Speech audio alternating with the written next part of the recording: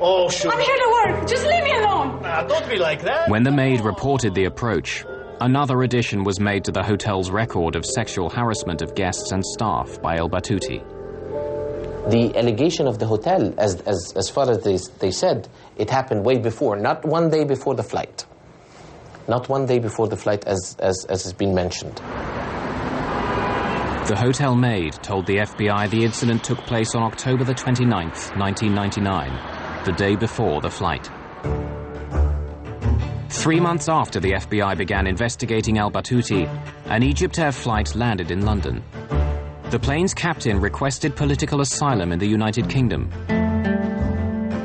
He claimed to have information about the cause of the crash of Egyptair 990, and he feared reprisals in Egypt. Captain Hamdi Taha was a colleague of Gamil El Batouty, and he was walking away from his wife, his family, and his country. The FBI sent a special agent, and along with a British security officer, he interviewed Captain Taha. Were you aware of El Batouty displaying sexually inappropriate behavior? Yes. This is very important. I heard it from pilots who I trust. Batouty got into trouble for sexual misbehavior in New York with maids and following women and so on. The airline tolerated this for a while, and they told him several times, maybe you can get away with this normally, but this is America. You represent our country. You cannot do these things. Captain Taha's information was second-hand, but his description of El Batouty meeting with the airline's chief pilot was intriguing. Khatem Rushdie went to see Batouty the night they took Flight 990. They had a meeting in the hotel. He told him that what he had done could not be covered up, and something had to be done. The flight back to Cairo from New York would be his last flight. Camille, we go back many years together.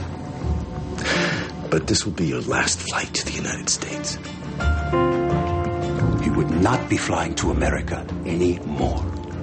Batouty had just had these big privileges taken away from him, and he was humiliated.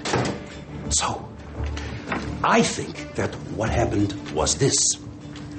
He must have said to himself, if this is going to be my last flight, it will be Khatem Rushdie's last flight also. Certainly within various corporations where people bring weapons into the office and attempt to take revenge against people that they feel have aggrieved them. Perhaps Batouty felt that Egyptair had been the cause of some of his issues, and unfortunately in this case it was the kind of office that was flying at 33,000 feet. The FBI provides Taha's interviews to the NTSB. Egyptian officials asked for another Egyptair pilot to be interviewed. Mohammed Badrawi had known El Batouty for 40 years. Interviewed at the NTSB, he described discussing with Captain Rushdie what to do about El Batouti's behavior. Do you know if Khatem Rushdie was aware of the situation with Batouty? Well, of course he knew. But he pretended not to know, I think, because Khatem Rushdie is the chief pilot. Badrawi confirms that Khatem Rushdie is upset about El Batouti's harassment of women at the hotel. So Badrawi takes Rushdie's concerns to his old friend. And if he didn't listen to you, what did you tell him was going to happen? Nothing much, really. You see, he was on his way out. We don't normally touch people when they're approaching 60. I know. I'm not saying that you are doing something wrong. They are saying that you're doing something wrong. I know you are my friend. We have a little patience, and then they're out. Badrawi would ask Rushdie to be patient with his old friend, considering that El Batouty only had 3 months to go before retirement. Never mind. We have been in the Air Force for 40 years. All he needs is a few more months. Badrawi's interview confirmed that Rushdie did believe El Batouti's behavior had to be dealt with, and he denied Taha's claim of a meeting between the two on the night of the crash. But Captain Taha was not done. He had another compelling story to add.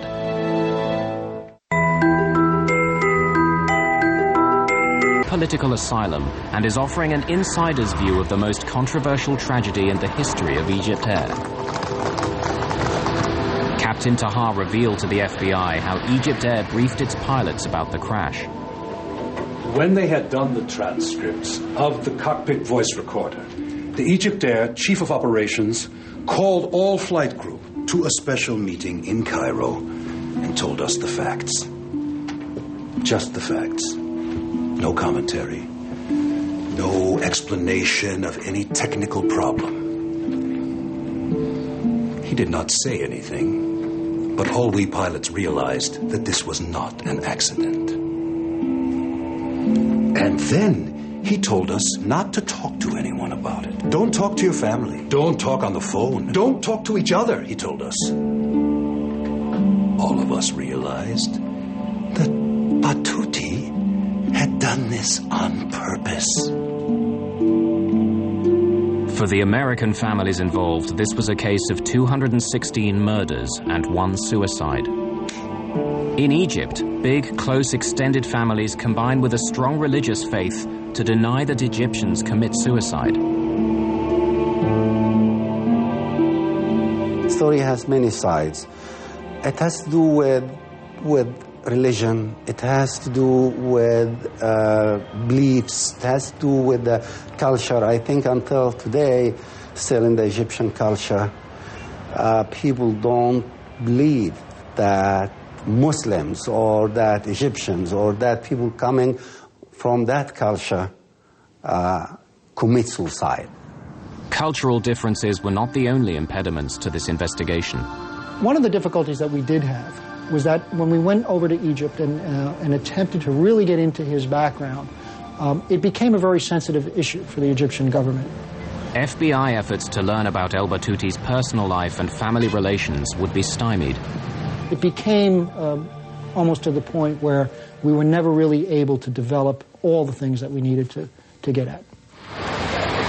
Finally, on March the 21st, 2002, after a nearly $10 million investigation over 2 years and 5 months, the NTSB publishes its report and determines that the probable cause of the Egypt Air Flight 990 accident is the airplane's departure from normal cruise flight and subsequent impact with the Atlantic Ocean as a result of the Relief First Officer's flight control inputs. The Egyptian Civil Aviation Authority responded angrily, and their response read in part, "It is obvious that the NTSB has not done the type of professional accident investigation expected by the Egyptian government." The NTSB's former director of aviation safety takes exception to the Egyptian view. What was unprofessional was the insistence by the Egyptians, in the face of irrefutable evidence to anyone who knows anything about investigating airplane accidents and who knows anything about aerodynamics in airplanes, was the fact that this airplane was intentionally flown into the ocean. No scenario that the Egyptians came up with, or that we came up with, in which there were some sort of mechanical failure in the elevator control system would either match the flight profile or was a situation in which the airplane was not recoverable. Like many of his countrymen, the loyal nephew cannot believe his uncle Gamil was a mass murderer. This is a simple plane crash. It was put and made like this for no reason. It shows that it's a cover-up. Greg Phillips takes pride in having thoroughly investigated every lead and every scenario. When we sign on to be accident investigators, we do it with the idea that we're going to keep one that did because of whatever reason may be given to us. I've never known that to happen. I've never even known it to come close to happening. There continue to be differing perspectives on the crash of Egypt Air Flight 990, and unanswered questions remain for broken and damaged families. For many of them, answers to how and why this plane crashed will forever be a painful mystery.